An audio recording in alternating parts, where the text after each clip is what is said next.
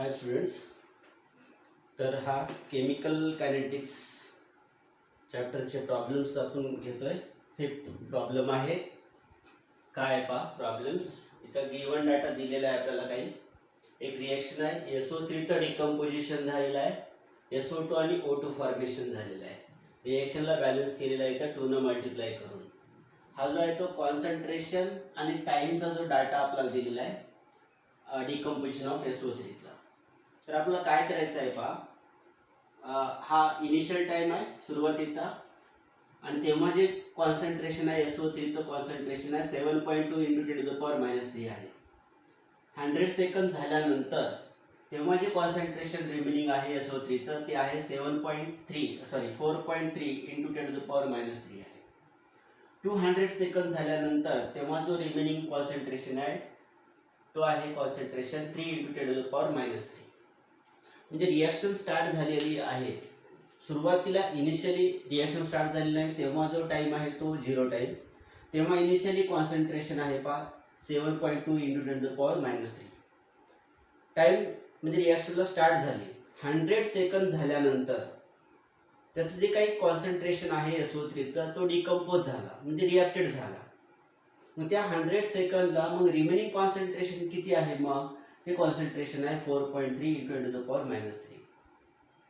परत अजून काय झालं, रिॲक्शन जे आहे ते सुरुवात आहे 200 सेकंद झाल्यानंतर, म्हणजे तेव्हा 200 सेकंदला बाकीचं तेवढं कॉन्सन्ट्रेशन काय झालेलं आहे, डिकम्पोज झालेलं आहे, रिॲक्टेड झालेलं आहे. रिमेनिंग आहे 3 × 10⁻³. तर आपलं हे जे काही केमिकल रिॲक्शन झालेलं आहे SO3 चं जे डिकम्पोजिशन झालेलं आहे, तो डिकम्पोजिशन होण्याचा जो रेट आहे, स्पीड काय आहे हे आपल्याला काढायचं आहे. मग केव्हा काढायचं आहे, सुरुवातीपासून 100 सेकंद होण्यापर्यंतचा जो स्पीड आहे तो काढायचा आहे का आपल्याला, नाही. 100 सेकंद झाल्यानंतर पुढचा स्पीड जो आहे 200 सेकंद पर्यंत त्या केमिकल रिॲक्शनचा स्पीड काय आहे, रेट काय आहे हे आपल्याला काढायचं आहे. कारण इथं विचारलेलं आहे म्हणून. ओके, जर तुम्हाला सुरुवातीचा आणि 100 सेकंद पर्यंत विचारलं असेल तर ते पण तुम्ही इथं कॅल्क्युलेट करू शकता. आपल्याला विचारलेलं आहे 100 to 200 सेकंद मध्ये त्या केमिकल रिॲक्शनचा रेट किती आहे, स्पीड किती आहे ते आपल्याला विचारलेलं आहे. तर अशा प्रकारचा जर गिवन डाटा दिलेला असेल तर आपला प्रॉब्लेम जो आहे तो कसा सॉल्व्ह करायचा आहे पहा, एकदम इझी आहे पहा. गिवन डाटा मी इथं लिहितो पहा, काय दिलेलं आहे ते. डेल्टा हे कॉन्सन्ट्रेशन आहे पहा, कशाचं आहे, कॉन्सन्ट्रेशन SO3 चं कॉन्सन्ट्रेशन आहे. डेल्टा म्हणले की तो काय येणार, चेंज येणार, बदल. आणि तो बदल म्हणला की काय असतो बघ, फायनल मायनस इनिशियल असतो. फायनल किती आहे 3 × 10⁻³ ओके, म्हणजेच, आणि इनिशियल किती आहे मग हा, म्हणजे या टायमिंग मध्ये आपल्याला त्या केमिकल रिॲक्शनचा रेट काढायचा आहे. 100 सेकंद पासून 200 सेकंद पर्यंतचा केमिकल रिॲक्शनचा रेट काय आहे, स्पीड काय आहे तो आपल्याला काढायचा आहे. ओके, मग काय येणार 4.3 × 10⁻³ हा येणार. त्यानंतर पुढे आपल्याला काय लिहिता येईल सांगा, याला करता येईल -1.3 × 10⁻³ हे जे कॉन्सन्ट्रेशन आहे ते मोलार मध्ये आहे, मोलार मध्ये दिलेले आहे. पुढे डेल्टा टी आपल्याला कॅल्क्युलेट करता येतो पहा. डेल्टा टी या टायमिंग मध्ये आपल्याला काढायचं आहे 100 सेकंद पासून ते 200 सेकंद पर्यंत. 200 म्हणले की झाला तो फायनल झाला. इनिशियल किती झाला मग 100 सेकंद. जर आपल्याला ह्या टायमिंग मध्ये विचारलं असेल तर आपण फायनल हा घेतला असता, इनिशियल हा घेतला असता, फायनल हा घेतला असता, इनिशियल हा घेतला असता. ठीक आहे, कॉन्सन्ट्रेशन. तर अशा प्रकारे आपल्याला इथं जे आहे ते कॅल्क्युलेशन केलं असतं आपण. काय आलं इथं 100 सेकंद येणार. इथं टायमिंग विचारलेला आहे सेकंद मध्ये दिलेला आहे आपल्याला. काय विचारलेलं आहे पहा, ॲव्हरेज रेट ऑफ रिॲक्शन काय आहे ते काढायचं आहे. ॲव्हरेज रेट ऑफ रिॲक्शन जो आहे तो आपल्याला कॅल्क्युलेशन करायचं आहे. ॲव्हरेज रेट ऑफ रिॲक्शन आपल्याला कॅल्क्युलेशन करायचं. आता रिॲक्शन काय ते मी रिॲक्शन इथे लिहितो पहा.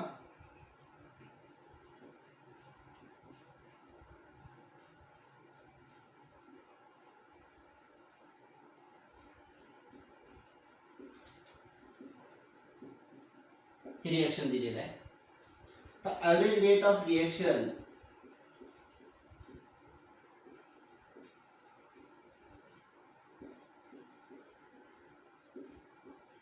रिएक्शनचा रेट लिहितो मी तर -1/2 डिकम्पोजिशन होणार delta concentration SO3 divided by delta T plus येणार इथं आता okay 1/2 delta concentration SO2 divided by delta T पुढं काय येणार मग delta concentration O2 divided bye काय येणार डेल्टा टी येणार हे दिलेलं आहे आपल्याला किंवा आपण असं लिहू शकतो एवढं आता ॲव्हरेज रेट जो आहे तो आपल्याला काय करायचा आहे कॅल्क्युलेट करायचा आहे हे रिएक्शनचा ॲव्हरेज रेट जो आहे तो काढायचा आहे त्यासाठी अगोदर सुरुवातीचा ह्या प्रत्येकाचा average rate of decomposition of SO3 काय आहे average rate of SO2 formation होण्याचा रेट काय आहे average rate of O2 formation होण्याचा रेट काय आहे त्यावरून त्या केमिकल रिएक्शनचा जो आहे तो ॲव्हरेज रेट आपल्याला कॅल्क्युलेट करता येतो एकदम इझी आहे याच्या अगोदर पण प्रॉब्लेम झालेला आहे फक्त हा जो काही पॅटर्न दिलेला आहे तो थोडासा वेगळा आहे ठीक आहे पहा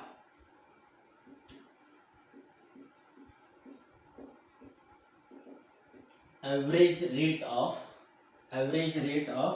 SO3 चा काढतो मी अगोदर SO3 average rate of SO3 -1/2 delta concentration काय आहे SO3 डिवाइडेड बाय काय आहे डेल्टा टी आहे मग कॅल्क्युलेशन करता येईल आपल्याला इथं काय करता येईल सांगा -1/2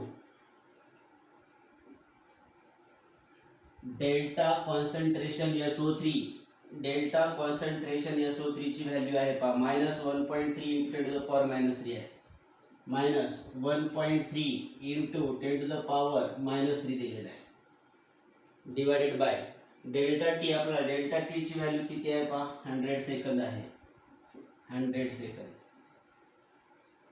ओके हा 10⁻² काय होईल मग 2 होईल 10⁻² होईल आणि तो जर वर गेल्यानंतर काय 10⁻² होईल म्हणजे हा 10⁻² आहे तो वर गेल्यानंतर काय होईल 10⁻² होईल म्हणजे 10⁻²,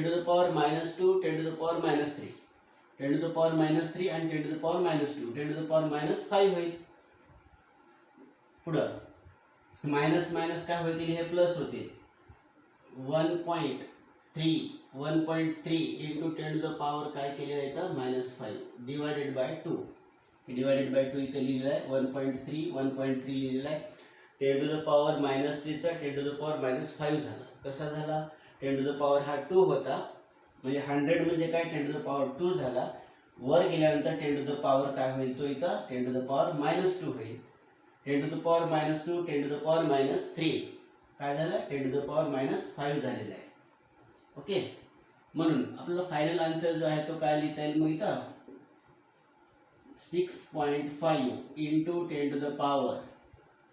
10⁻6.5 किती येईल सांगा -5 किंवा मी तो ॲव्हरेज रेट जो आहे तो इक्वल टू लिहितो का काय किंवा दिस इज इक्वल टूच आहे सर्व 6.5 × 10⁻5 molar per second molar per second काय हे मोलार मध्ये आहे आणि हे टाइम मध्ये आहे वर गेल्यानंतर सेकंद सॉरी वर गेल्यानंतर पर सेकंद हे एक भेटलेलं आहे आपल्याला पुढं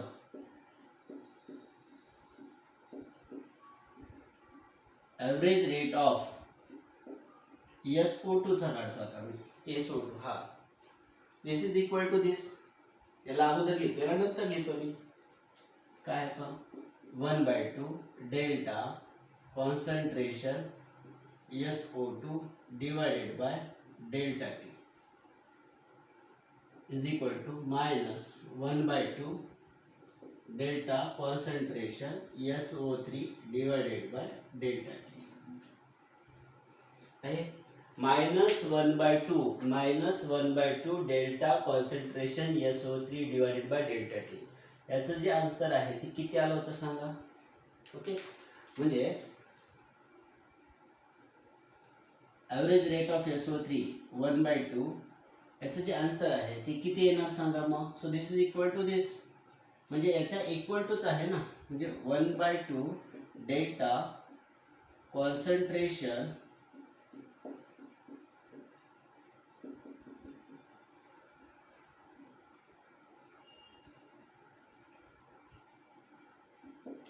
किती आलं आन्सर याचं जे आन्सर आलेलं आहे आपल्याला SO3चा आहे ना, हा जर 2 तिकडं नेला तर 2 काय होईल, कॅन्सल होऊन जाईल. एक एक व्हॅल्यू काय करतो मी सॉल्व्ह करतो पहा. -1/2 याचं जे पूर्ण आन्सर आहे ते किती आहे, -1.3 इंटू 10⁻³ डिवायडेड बाय 100 आहे, -1/2. त्याला डायरेक्ट पण लिहू शकता. ओके, काय येणार इथं 10⁻⁻5 होईल, म्हणजे 1. मायनस मायनस काय होईल इथं प्लस होईल, 1.3 इंटू 10⁻⁻5 होईल, आणि डिवायडेड बाय काय आहे इथं 2 आहे, डिवायडेड बाय काय 2 आहे. हा जर 2 आपण या साईडला नेलो तर काय होईल, हा 2 काय होईल कॅन्सल होईल. म्हणजे असा करतो मी, हा 2 इकडच्या साईडला नेतो, 2 इंटू 1.3 डिवायडेड बाय 2, हा 2 इंटू 10⁻⁻5, 2 काय करूत कॅन्सल करूत. So this is equal to 1.3 into 10⁻⁻5 molar per second, हे एक आन्सर भेटलेलं आहे. किंवा तुम्ही डायरेक्ट लिहिला असतात बघा, काय आलं असतं इथं. सो याची जी व्हॅल्यू आहे, ची व्हॅल्यू किती आहे, 6.5 इंटू 10⁻⁻5 आहे. ओके, आणि हा जर 2 इकडे नेला तर मल्टिप्लिकेशन मध्ये जाईल, आणि त्याचं जर मल्टिप्लिकेशन केल्यानंतर हेच आन्सर येते. ठीक आहे, पण मी तुम्हाला एक एक स्टेप इथं करून दाखवले, याची सुद्धा तुम्ही तर डायरेक्ट आन्सर याचा लिहू शकता. ठीक आहे, ही एक मेथड झाली. किंवा सिंपल मेथड अजून एक दुसरी सांगतो याच्यामध्येच, ही मेथड एक करेक्ट आहे. एक दुसरं काय करू शकतो, so this is equal to काय, ह्याच्या इक्वल टू काय ही व्हॅल्यू आहे ना, याला इकडे द्या 2 ला, तीच व्हॅल्यू येणार. ठीक आहे, ही एक मेथड आपण इथं केलेली आहे. चला चालतं, दुसरं पाहूत आपण पुढचा. ॲव्हरेज रेट ऑफ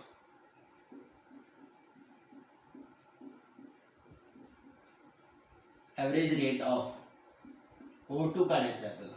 हा O2 काढायचा आहे, ॲव्हरेज रेट ऑफ O2 काढायचा आहे. O2 किती येणार सांगा, delta concentration O2 divided by delta T is equal to 1/2 delta concentration SO2 divided by delta T आहे. So this is equal to, आता काय करता येईल पहा, त्याला पण मी तुम्हाला SO3 चं करून दाखवतो. -1/2 delta concentration SO3 divided by delta T घेऊन दाखवतो. कारण delta concentration O2 divided by delta T this is equal to this, ते सुद्धा आहे, हेच घेऊन दाखवतो. याला सुद्धा मी करून दाखवतो. हेच काय नाही का, delta concentration O2 divided by delta T is equal to काय, -1/2 डेल्टा, याची जी व्हॅल्यू आहे -1.3 इंटू 10⁻³ किती आहे -3 डिवायडेड बाय 100. याचं जे कॅल्क्युलेशन आहे तुम्ही कॅल्क्युलेशन करू शकता. काय कॅल्क्युलेशन आहे सांगा,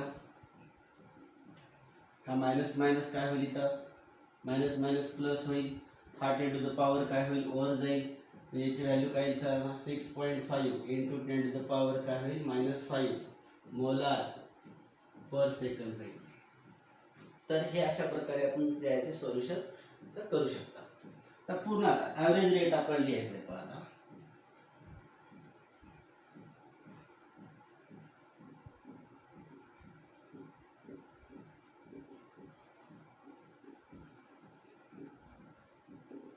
DS average rate of reaction is काय येणार सांगा. तर इथं ॲव्हरेज रेट प्रत्येकाचा जो आहे तो ॲव्हरेज रेट आपल्याला इथं काय करायचं आहे, कॅल्क्युलेशन करायचं आहे.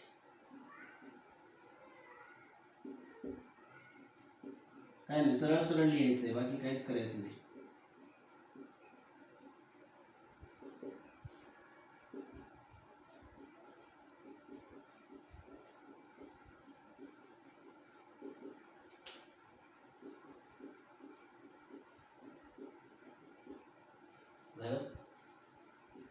-1/2 delta concentration SO3 divided by delta T, याची जी व्हॅल्यू आहे, याचं जे कॅल्क्युलेशन आहे, याचं आपण कॅल्क्युलेशन केलं तर काय येणार आहे सांगा.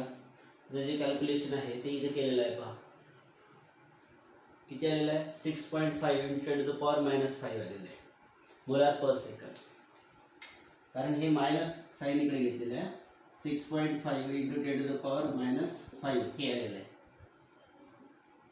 आता याचं जे आन्सर आहे, याचा आन्सर किती येणार सांगा. याचा आन्सर आहे 1.3 × 10⁻⁵ मोलार पर सेकंड आलेलं आहे. पण इथं लिहित असताना 1/2 हा जो 2 आहे आपण या साईडला नेला होता. 2 जो आहे तो या साईडला नेला होता. ठीक आहे, म्हणून हा जो 2 आहे तो आपल्या इथं घ्यावा लागणार आहे. इथं 1/2 × 1.3 × 10⁻⁵ काय ना -5 आणि पूर्ण याची जी दिस इज इक्वल टू दिस, हे इक्वल टू आहे, जशाला तसंच आहे, याला काहीच केलं नाही. तुम्ही म्हणसाल मग ही व्हॅल्यू असं का घेतलेली आहे? कारण याच्या इक्वल टू हे आपण जशाला तसं ॲज इट इज व्हॅल्यू ठेवलेली आहे का? नाही ना. कारण हा जो 2 आहे आपण 2 काय केलेला आहे, इकडच्या साईडला नेलेला आहे. हा इथं नेलेला आहे पहा. हा जो 2 आहे याचा इकडच्या साईडला नेलेला आहे. जर समजा आपण हा 2 इकडच्या साईडला नेलेला नसेल, ॲज इट इज जशाला तसं जर आपण ही व्हॅल्यू जर राहिली असती, so this is equal to this असं लिहिलं असतं आपण. तर इथं जर बघितलं तर पाय इकडची कोणती व्हॅल्यू असं लिहिलेलं आहे का आपण तिकडं? नाही. याचा पूर्ण आपण कॅल्क्युलेशन केलेलं आहे आणि हे आन्सर आलेलं आहे. ओके, जसं पहा इथं O2 बद्दल काय केलेलं आहे, delta concentration O2 divided by delta T. याच्या पुढे जे आहे जे काही इक्वेशन व्हॅल्यूज आपण केलेल्या आहेत कॅल्क्युलेशन ॲज इट इज जशाला तसं केलेलं आहे. इकडचा delta concentration O2 divided by delta T, याच्यापैकी एखादी व्हॅल्यू आपण इकडे कुठे नेलो का? नाही. म्हणजे this is equal to this, हे इक्वल आहे. पण याच्या इक्वल टू हे आन्सर आहे का? नाही. याच्या इक्वल टू हे आन्सर कोणता आहे? मग हे आन्सर आहे. ओके, म्हणजेच 1.3 डिवाइडेड बाय 2 × 10⁻⁵ हे आन्सर आहे याच्या इक्वल टू. हा जो 2 आहे आपण इकडं नेऊन काय केलेला आहे, मल्टिप्लिकेशन मध्ये नेऊन ते आन्सर केलेलं आहे, म्हणून मी इथं असं घेतलेलं आहे. ठीक आहे, मग इथं काय येणार सांगा.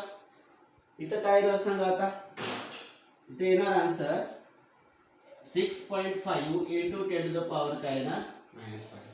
समजलं हे काय केलेलं आहे मी इथं.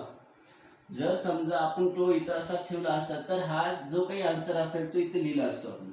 म्हणजे सगळ्यांचं जे आन्सर आहे 6.5 × 10⁻⁵ येणार. याचा पण 6.5 × 10⁻⁵ येणार. याचा पण 6.5 × 10⁻⁵ मोलार पर सेकंद. प्रत्येकाचा मोलार पर सेकंद आहे. ठीक आहे, म्हणजे ॲव्हरेज रेट ऑफ रिॲक्शन जो आहे. आता तुमचा आन्सर हे करेक्ट आलेला आहे का नाही हे कसं समजते का? एकदम इझी आहे. ॲव्हरेज रेट ऑफ डिकम्पोजिशन आणि फॉर्मेशन हा कसा असतो? इक्वल असतो, सेम असतो. जर समजा तुमचा प्रत्येकाचा आन्सर जर इक्वल येत असेल तर तुमचा जे काही प्रॉब्लेम्स तुम्ही केलेला आहात ते करेक्ट आहे. जर तुमचं हे जर समजा रॉंग आलेलं असेल, इक्वल जर येत नसेल